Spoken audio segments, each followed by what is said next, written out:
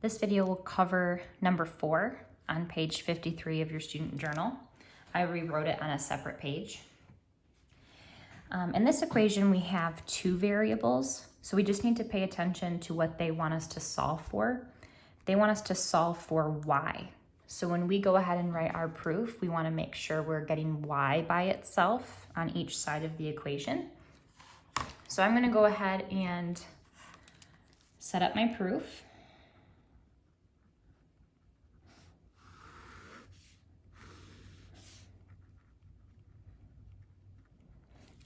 Remember, we're always going to start with our equation, 9x plus 2y equals 5, and that's given to us.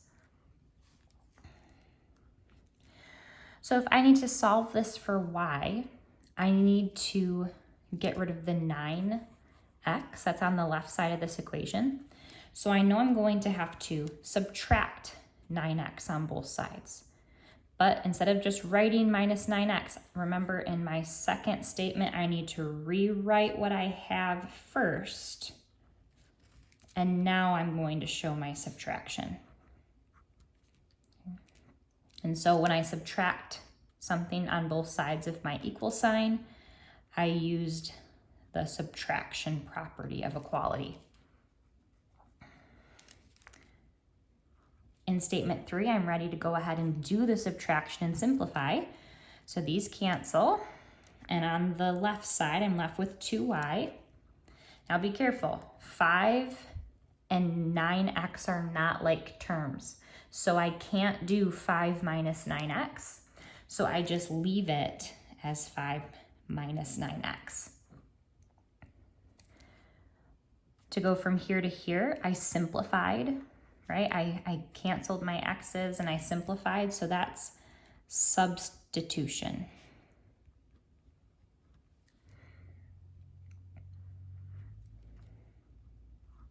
I almost have y by itself. I just have this 2 out front. So I need to divide by 2 on both sides. Before I do that, let's rewrite our equation. And I need to divide both sides by 2. So I'm going to divide by 2 on the left. And be careful, you want to divide everything by 2 on the right. I've got 2 terms over here, so you need to divide the whole thing by 2. When you divide both sides of an equation by something, that's using the division property.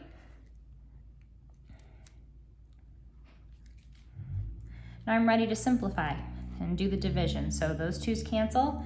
I'm left with y equals, and I'm just going to leave this exactly how it looks. 5 minus 9x divided by 2. I'm not going to worry about trying to divide by 2 and turn things into decimals, and this is fine. And so I simplified from here to here. So my last step is substitution.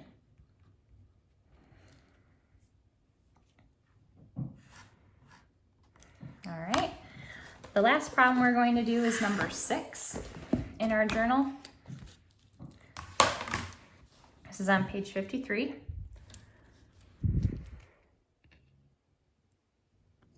It says the formula for the surface area S of a cone is S equals pi r squared plus pi rs, where r is the radius and s is the slant height.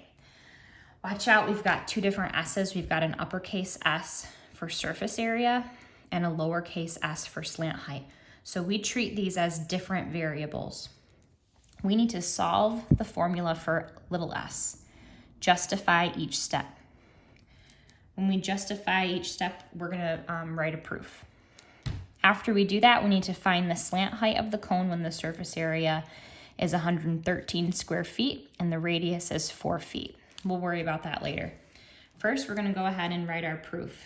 So make sure you kind of write small.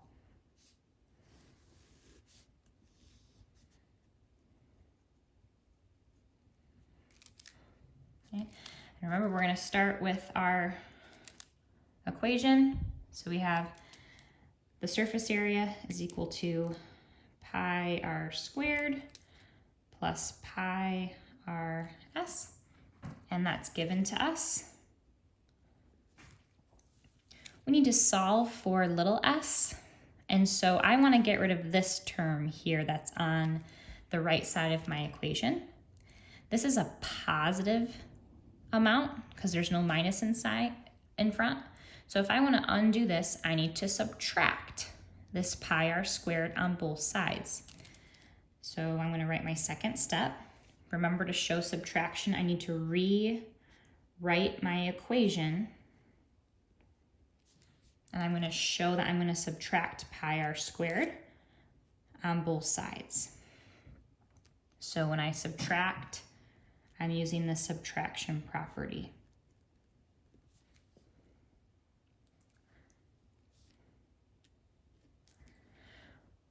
When I do that, these cancel. We'll separate steps here. Now on the left side, these are not like terms, so I'm going to leave it as big S minus pi r squared equals pi rs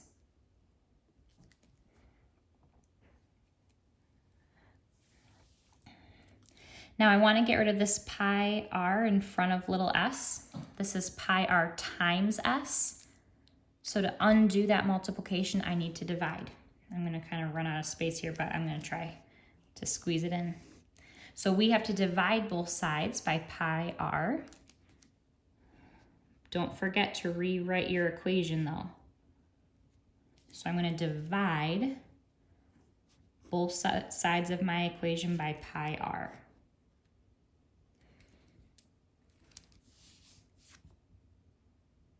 Oops, I just realized I forgot to write the reason for number 3.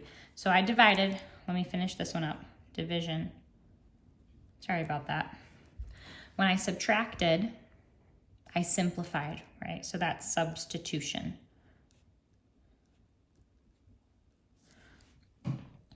Now I'm ready for my 5th step. That's gonna be my last step. When I divide, the pi times r goes away. And I'm left with big S minus pi r squared divided by pi r is equal to the slant height. And so when we did that division, we simplified, so that's substitution.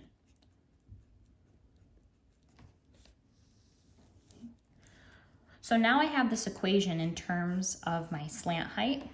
So my slant height is going to be equal to my surface area minus pi times the radius squared, all divided by pi times the radius. So I can use this now to go ahead and find the slant height. So in the problem, they say find the slant height of the cone when the surface area is 113, so that's big S, right? And the radius is 4 feet, so r is going to be 4.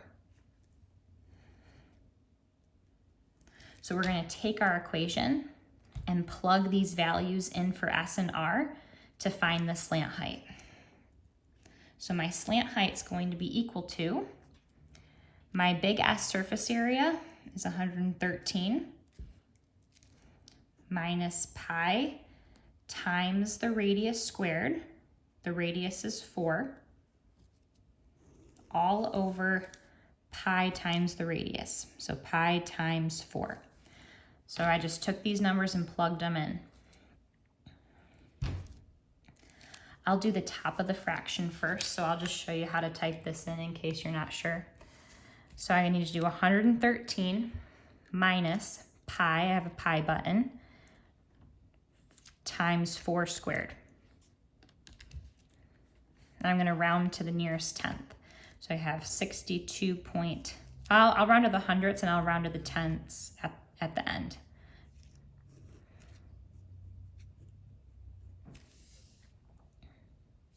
So now I need to do 62.73 divided by pi times 4. And I want to make sure they multiply pi times 4 together in the denominator, so I'm going to put parentheses around that.